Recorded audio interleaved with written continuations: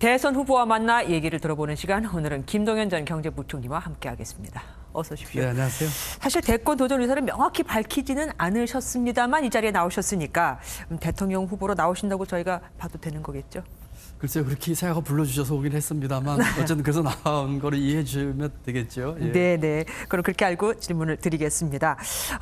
최근 어떤 정당이든지 환골 탈퇴하면은 뭐 함께하겠다 이렇게 말씀을 하셨더라고요.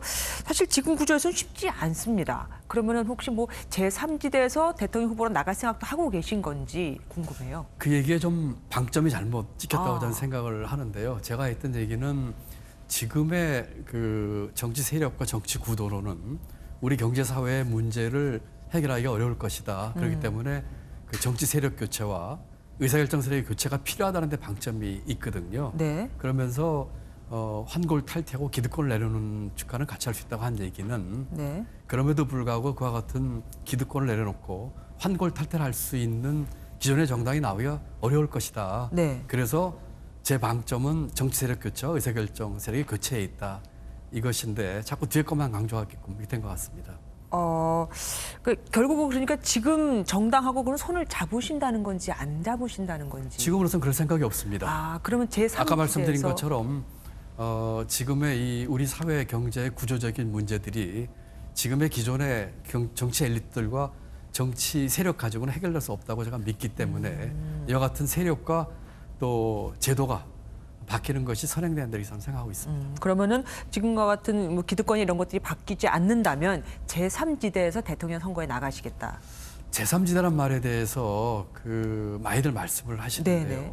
저는 그건 기존의 그 정치 문법이라고 생각을 합니다. 제가 지난 2년 6개월 동안 많은 전국을 다니면서 사람들을 만나보면서 느꼈던 것은 이미 우리 국민들은 이쪽 저쪽 또 보수와 진보 이 경계를 이미 넘어서서 있다고 저는 생각을 합니다. 오로지 정치판에서 그걸 모르고 있는 정치인들이 모르고 있는 것뿐이지요.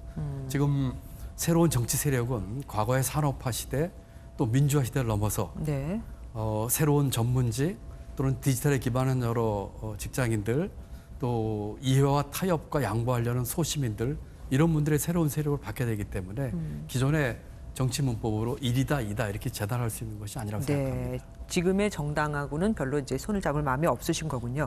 이번에 내신 책을 보면요, 대통령께서 그러니까 문재인 대통령이 김 부총리를 그때 이제 임명하시면서 경제 패러다임을 바꿨다라고 주문을 했다고 말씀하셨습니다. 그런데 그 뒤에 보면 장하성 정책실장이 주도하는 소득 주도 성장 그리고 최저임금 상승 이런 것들을 대통령이 계속 고집했다고밖에 해석이 안 되거든요.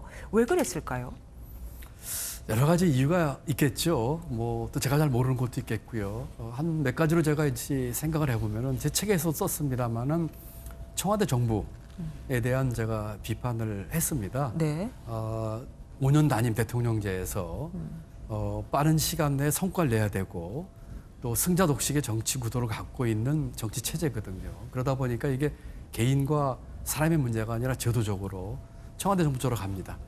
5년 내에 성과를 내야 되고 또 청와대가 주서 일을 해야 되는 그러한 것들이 이번 정부뿐만 아니라 매 정부마다 있었거든요. 그렇죠. 아마 그런 원인도 하나 있었을 거고요. 그래서 제가 청와대 정부를 바꾸자는 얘기를 제 책에서 했고요. 아. 두 번째는 아마 정책의 그 이념화 영향도 좀 있다고 생각을 합니다. 이념. 그런 것들도 제가 눈여겨보면서 앞으로 정부가 정책을 할 적에는 이념을 뛰어넘고 정말 국민을 위한 정책을 해야겠다는 생각을 해보고요.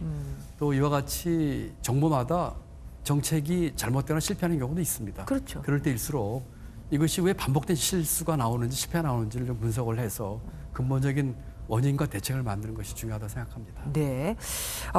부총리께서 취임 후에 삼성 방문을 하셨을 때 청와대 측에서 뭐 갈등이 있었다라고 얘기를 들었습니다. 이재용 부회장 사면은 어떻게 한다고 보십니까? 글쎄요.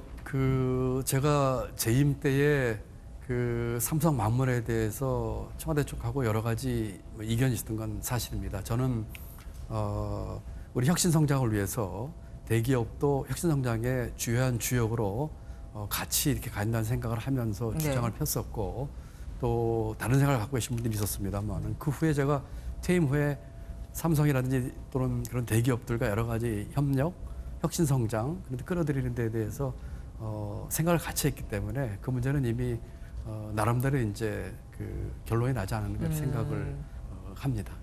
아무래도 좀 기업을 좀 보듬어야 된다라는 생각을. 기업을 일을 기업이 자유로운 경쟁 체제하에서 자기의 창의성을 발휘하게끔 만들어줘야죠. 다만 기업들이 갖고 있는 잘못된 관행 중에 예컨대 있는 여러 가지가 있지 않겠습니까? 뭐 갑질이라든지 또는 일감 몰아주기라든지 불법 승계 문제 이런 건 엄격하게 통제를 해야 되겠죠. 네, 아시겠지만 문재인 정부의 가장 큰 지금 문제점이라고 지적되고 있는 게 바로 부동산 정책입니다. 이 부동산 정책은 어떻게 해야 될까요?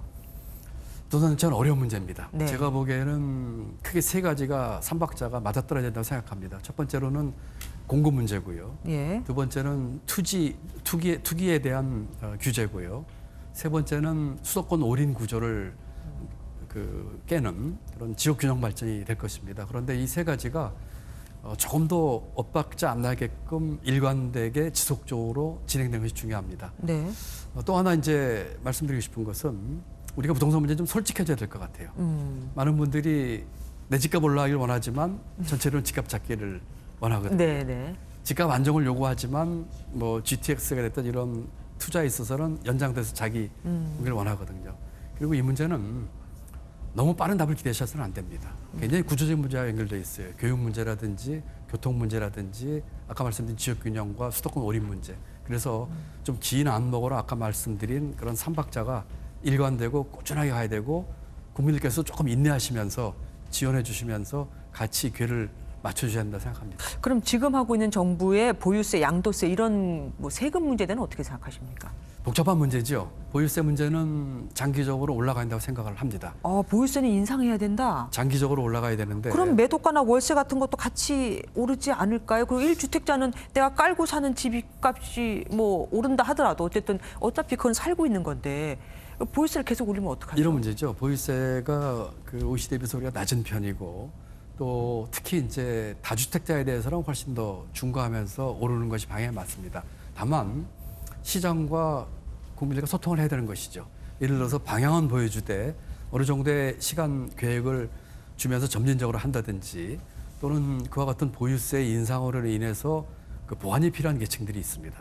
지분이 있지만 소득이 없다든지 나이 드신 분들이라든지 이런 분들에 대한 보완책도 같이 만들면서 점진적으로 예측 가능하고 소통하면서 그렇지만 장기적으로는 오르는 방향으로 가야 된다고 생각하고 있습니다. 그러니까 방향은 보여주되 길게 봐야 된다. 그렇습니다. 그리고 저출산 고령화 문제에 특히 관심이 많으시더라고요. 이 부분에 대해서는 어떻게 뭐 하실 건지. 저출산과 이 고령화 문제에 대해서 정부 재정을 통해서 하려고 하는 여러 가지 해법들이 나오고 있지만 그것만으로는 안 될 겁니다. 그렇기 때문에 우리 문화를 포함해서 정부 정책 전부 다 그리고 연금 개혁까지 포함해서 이와 같은 것들이 이루어져야 될 것입니다. 이제까지 연금 개혁은 재정하고의 안정성 문제만 연결해 왔거든요. 네. 결국은 보험료 인상 문제와 정부 재정에서 어떻게 부담할 것인지에 대한 문제를 포함해서 그리고 수많은 연금을 개별적으로 볼 것이 아니라 같이 보는 패키지로 보는 그런 식으로의 개혁에 같이 따라와야 될 것입니다. 저항이 심할 텐데 참 다음에 또 여쭤보겠습니다. 오늘 말씀 여기까지 듣겠습니다. 네, 그렇습니다. 고맙습니다. 네, 감사합니다. 네. MBN 종합뉴스 대선 주자 릴레이 내일은 정세균 더불어민주당 후보가 출연합니다.